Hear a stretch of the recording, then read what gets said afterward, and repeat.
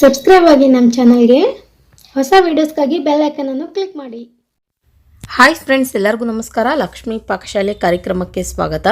ಇವತ್ತಿನ ದಿನ ನಾನು ಚಪಾತಿಗಾಗಿರಬಹುದು, ರೊಟ್ಟಿಗಾಗಿರ್ಬೋದು ಅಥವಾ ರೈಸ್ ಜೊತೆಲಿ ತುಂಬ ರುಚಿಕರವಾದಂತಹ ಬೆಂಡೆಕಾಯಿ ಪಲ್ಯ ಮಾಡ್ಕೊಳ್ಳೋದು ಯಾವ ರೀತಿ ಅಂತ ತೋರಿಸ್ತಾ ಇದ್ದೀನಿ. ಮಸಾಲ ಭರಿತ ಬೆಂಡೆಕಾಯಿ ಗ್ರೇವಿ ಇದು ತುಂಬ ಅಂದರೆ ತುಂಬ ಸಖತ್ತಾಗಿರುತ್ತೆ ಟೇಸ್ಟ್. ನೀವು ಪ್ರತಿ ಸಲ ಬೆಂಡೆಕಾಯಿ ಪಲ್ಯ ಮಾಡಿದಾಗಲೂ ಒಂದೇ ಥರ ಮಾಡೋದಕ್ಕಿಂತ ಈ ರೀತಿಯಾಗಿ ಡಿಫ್ರೆಂಟಾಗಿ ಟ್ರೈ ಮಾಡಿ ನೋಡಿ. ಮನೆ ಮಂದಿಯೆಲ್ಲ ತುಂಬ ಇಷ್ಟಪಟ್ಟು ತಿಂತಾರೆ. ಮತ್ತು ಫ್ರೆಂಡ್ಸ್, ಬ್ಯಾಚುಲರ್ಸ್ಗೂ ಕೂಡ ತುಂಬ ಯೂಸ್ ಆಗುತ್ತೆ ರೆಸಿಪಿ. ಬನ್ನಿ ಹಾಗಿದ್ರೆ ಇದನ್ನು ಮಾಡೋದು ಯಾವ ರೀತಿ ಅಂತ ನೋಡೋಣ. ಮೊದಲಿಗೆ ಗ್ಯಾಸ್ ಆನ್ ಮಾಡ್ಕೊಂಡ್ಬಿಟ್ಟು ಒಂದು ಪ್ಯಾನ್ ಇಟ್ಕೊಳ್ಳಿ. ಪ್ಯಾನ್ ಚೆನ್ನಾಗಿ ಬಿಸಿಯಾದ ನಂತರ 1 ಟೀ ಸ್ಪೂನಷ್ಟು ಶೇಂಗಾ ಬೀಜ ಹಾಕ್ಕೊಳ್ಳೋಣ. ನಂತರ ಒಂದು ಸ್ವಲ್ಪ ಒಣ ಕೊಬ್ಬರಿ ಹಾಕ್ಕೊಳ್ಳಿ. ಜಾಸ್ತಿ ಏನು ಬೇಡ, ಸ್ವಲ್ಪ ಹಾಕ್ಕೊಳ್ಬೇಕು. ನಂತರ ಅರ್ಧ ಟೀ ಸ್ಪೂನಷ್ಟು ಬಿಳಿ ಎಳ್ಳು, ಒಂದು ಅರ್ಧ ಟೀ ಸ್ಪೂನಷ್ಟು ಧನಿಯಾ ಬೀಜ, ಒಂದೆರಡು ಚಕ್ಕೆ, ಒಂದು ಏಲಕ್ಕಿ ಹಾಕ್ಕೊಳ್ಳಿ. ಇದನ್ನ ಇವಾಗ ಮೀಡಿಯಮ್ ಫ್ಲೇಮ್ನಲ್ಲಿ ಇಟ್ಬಿಟ್ಟು ಘಮ ಘಮ ಅಂತ ಸುವಾಸನೆ ಬರಬೇಕು, ಅಲ್ಲಿವರೆಗೂ ನೀಟಾಗಿ ಇದನ್ನು ಹುರ್ಕೊಳ್ಬೇಕು.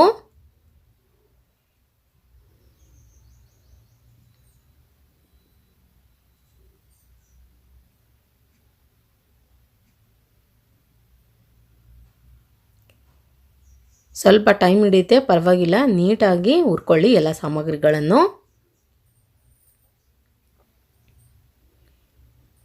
ಓಕೆ, ನೋಡಿ ಇವಾಗ ನಾನಿಲ್ಲಿ ಈ ರೀತಿಯಾಗಿ ಹುರಿದ್ಬಿಟ್ಟು ರೆಡಿ ಮಾಡಿಬಿಟ್ಟು ಇಟ್ಕೊಂಡಿದ್ದೀನಿ. ಇದನ್ನ ಇವಾಗ ಗ್ಯಾಸ್ ಆಫ್ ಮಾಡ್ಕೊಂಬಿಟ್ಟು ಒಂದು ಪಾತ್ರೆಯಲ್ಲಿ ತೆಗೆದಿಟ್ಕೊಳ್ಳೋಣ.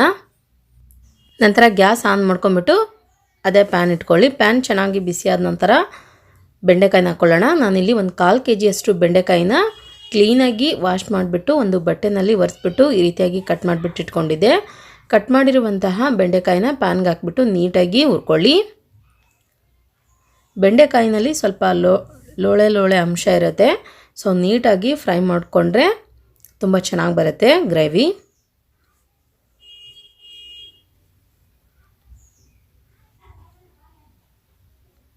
ಇದಕ್ಕಿವಾಗ ಒಂದು ಸ್ವಲ್ಪ ಎಣ್ಣೆ ಹಾಕ್ಬಿಟ್ಟು ಚೆನ್ನಾಗಿ ಹುರ್ಕೊಳ್ಳಿ. ಓಕೆ, ನೋಡಿ ಇವಾಗ ನಾನಿಲ್ಲಿ ಈ ರೀತಿಯಾಗಿ ಬೆಂಡೆಕಾಯಿನ ಹುರಿದ್ಬಿಟ್ಟು ರೆಡಿ ಮಾಡಿ ಇಟ್ಕೊಂಡಿದ್ದೀನಿ. ನಂತರ ಒಂದು ಮಿಕ್ಸಿ ಜಾರ್ ತೊಗೊಳ್ಳಿ. ಇದಕ್ಕೆ ನೀವಾಗ ಮೊದಲೇ ಹುರಿದಂತಹ ಸಾಮಗ್ರಿಗಳನ್ನ ಹಾಕ್ಕೊಳ್ಳೋಣ. ನಂತರ ಒಂದು ಸ್ವಲ್ಪ ನೀರು ಸೇರಿಸ್ಕೊಳ್ಳಿ. ಇದನ್ನ ಇವಾಗ ನೈಸಾಗಿ ಗ್ರೈಂಡ್ ಮಾಡ್ಕೊಳ್ಳೋಣ. ನೋಡಿ ಇವಾಗ ನಾನಿಲ್ಲಿ ಈ ರೀತಿಯಾಗಿ ಗ್ರೈಂಡ್ ಮಾಡಿಬಿಟ್ಟು ರೆಡಿ ಮಾಡಿ ಇಟ್ಕೊಂಡಿದ್ದೀನಿ.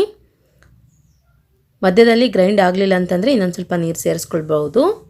ನಂತರ ಗ್ಯಾಸ್ ಆನ್ ಮಾಡ್ಕೊಂಬಿಟ್ಟು ಪ್ಯಾನ್ ಇಟ್ಕೊಳ್ಳಿ. ಪ್ಯಾನ್ ಚೆನ್ನಾಗಿ ಬಿಸಿಯಾದ ನಂತರ ಎಣ್ಣೆ ಹಾಕ್ಕೊಳ್ಳೋಣ. ಎಣ್ಣೆ ಚೆನ್ನಾಗಿ ಬಿಸಿಯಾದ ನಂತರ ಸಾಸಿವೆ ಹಾಕ್ಕೊಳ್ಳಿ. ಸಾಸಿವೆ ಚೆನ್ನಾಗಿ ಚಿಟಪಟ ಅಂತ ಸಿಡಿದ ನಂತರ ಜೀರಿಗೆ ಹಾಕ್ಕೊಳ್ಳಿ. ಅದಾದ ನಂತರ ಒಂದು ಸ್ವಲ್ಪ ಕರಿಬೇವಿನ ಸೊಪ್ಪು ಹಾಕ್ಕೊಳ್ಳೋಣ. ನಂತರ ಇಲ್ಲಿ ನಾನು ಒಂದು 2 ಮೀಡಿಯಮ್ ಸೈಜ್ ಈರುಳ್ಳಿನ ಮಿಕ್ಸಿ ಜಾರ್ನಲ್ಲಿ ಹಾಕ್ಬಿಟ್ಟು ಈ ರೀತಿಯಾಗಿ ಸ್ವಲ್ಪ ಗ್ರೈಂಡ್ ಮಾಡಿಬಿಟ್ಟು ಹಾಕ್ಕೊಳ್ತಾ ಇದ್ದೀನಿ.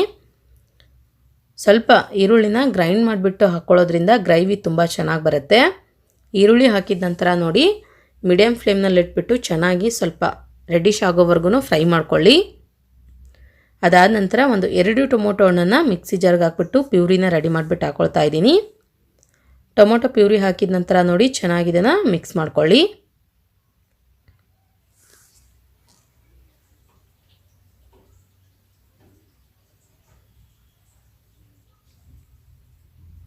ನಂತರ ಇದಕ್ಕಿವಾಗ ಉಳಿದಿರುವಂತಹ ಮಸಾಲ ಹಾಕ್ಕೊಳ್ಳೋಣ.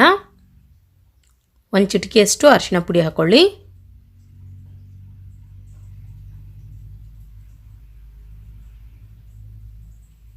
ಅರ್ಧ ಟೀ ಸ್ಪೂನಷ್ಟು ಧನಿಯಾ ಪೌಡರ್, ಒಂದು ಅರ್ಧ ಟೀ ಸ್ಪೂನಷ್ಟು ಗರಂ ಮಸಾಲ,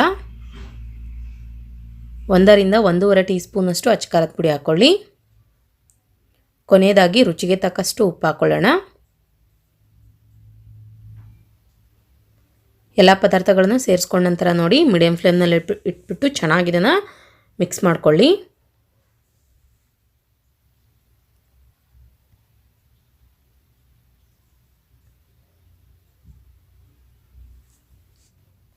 ಓಕೆ, ನೋಡಿ ಇವಾಗ ಮಸಾಲ ಇಲ್ಲಿ ರೆಡಿಯಾಗಿದೆ. ಇದಕ್ಕಿವಾಗ ಮೊದಲೇ ನಾವು ಫ್ರೈ ಮಾಡಿದಂತಹ ಬೆಂಡೆಕಾಯಿ ಹಾಕ್ಕೊಳ್ಳೋಣ. ಬೆಂಡೆಕಾಯಿ ಹಾಕಿದ ನಂತರ ನೋಡಿ ಇದನ್ನ ಇವಾಗ ಒಂದ್ಸಲ ಚೆನ್ನಾಗಿ ಮಿಕ್ಸ್ ಮಾಡ್ಕೊಳ್ಳಿ.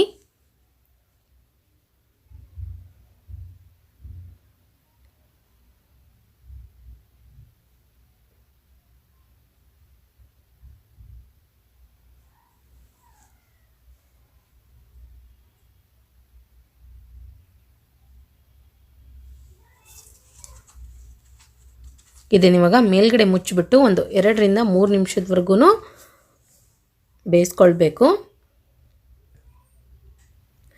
ಓಕೆ, ಇವಾಗ 1-2 ಮಿನಿಟ್ಸ್ ಕಂಪ್ಲೀಟಾಗಿ ಆಗಿದೆ. ಚೆಕ್ ಮಾಡ್ಕೊಳ್ಳೋಣ. ನೋಡಿ, ಇವಾಗ ಬೆಂಡೆಕಾಯಿ ಒಂದು ಸ್ವಲ್ಪ ಇಲ್ಲಿ ಸಾಫ್ಟಾಗಿ ಬೆಂದಿದೆ. ಇದಕ್ಕೆ ಇವಾಗ ಮೊದಲೇ ನಾವು ಗ್ರೈಂಡ್ ಮಾಡಿ ಇಟ್ಟಿರುವಂತಹ ಮಸಾಲ ಹಾಕ್ಕೊಳ್ಳೋಣ. ಮಸಾಲ ಹಾಕಿದ ನಂತರ ನೋಡಿ, ಇದನ್ನ ಇವಾಗ ಒಂದ್ಸಲ ಚೆನ್ನಾಗಿ ಮಿಕ್ಸ್ ಮಾಡ್ಕೊಳ್ಳಿ.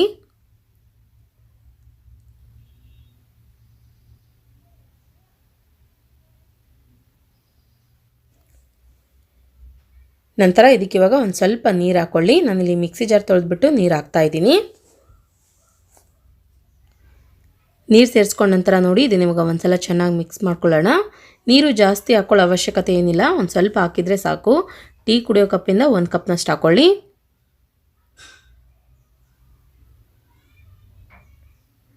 ತಿರ್ಗಾ ಇದನ್ನ ಇವಾಗ ನೋಡಿ ಮೇಲ್ಗಡೆ ಮುಚ್ಚಿಬಿಟ್ಟು ಒಂದು 8 ರಿಂದ 10 ನಿಮಿಷಗಳ ಕಾಲ ಬೇಯಿಸ್ಕೊಳ್ಬೇಕು.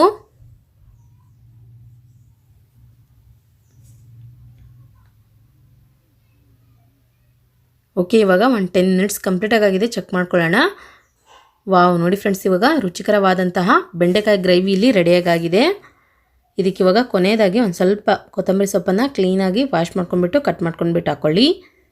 ನೋಡಿದ್ರಲ್ಲ ಯಾವ ರೀತಿಯಾಗಿ ನಾವು ತುಂಬ ರುಚಿಕರವಾಗಿ ತುಂಬ ಸಿಂಪಲ್ಲಾಗಿ ಮನೇಲೇ ಬೆಂಡೆಕಾಯಿ ಗ್ರೇವಿ ಮಾಡ್ಕೊಳ್ಳೋದಂತ. ನಾನು ಮಾಡಿರೋ ಈ ರೆಸಿಪಿ ನಿಮಗೆ ಇಷ್ಟ ಆಗಿದ್ದರೆ ಪ್ಲೀಸ್ ಲೈಕ್ ಮಾಡಿ, ಶೇರ್ ಮಾಡಿ, ಕಮೆಂಟ್ ಮಾಡಿ. ಇನ್ನಷ್ಟು ಈಸಿ ರೆಸಿಪೀಸ್ಗಾಗಿ ನಮ್ಮ ಲಕ್ಷ್ಮಿ ಪಾಕಶಾಲೆ ಚಾನಲ್ಗೆ ಸಬ್ಸ್ಕ್ರೈಬ್ ಆಗೋದು ಮಾತ್ರ ಮರಿಬಾರ್ದು. ಮತ್ತೆ ಒಂದು ಇಂಟ್ರೆಸ್ಟಿಂಗ್ ರೆಸಿಪಿ ಒಂದಿಗೆ ಬರ್ತೀನಿ ಮುಂದಿನ ಸಂಚಿಕೆಯಲ್ಲಿ. Keep watching. Thank you. Bye.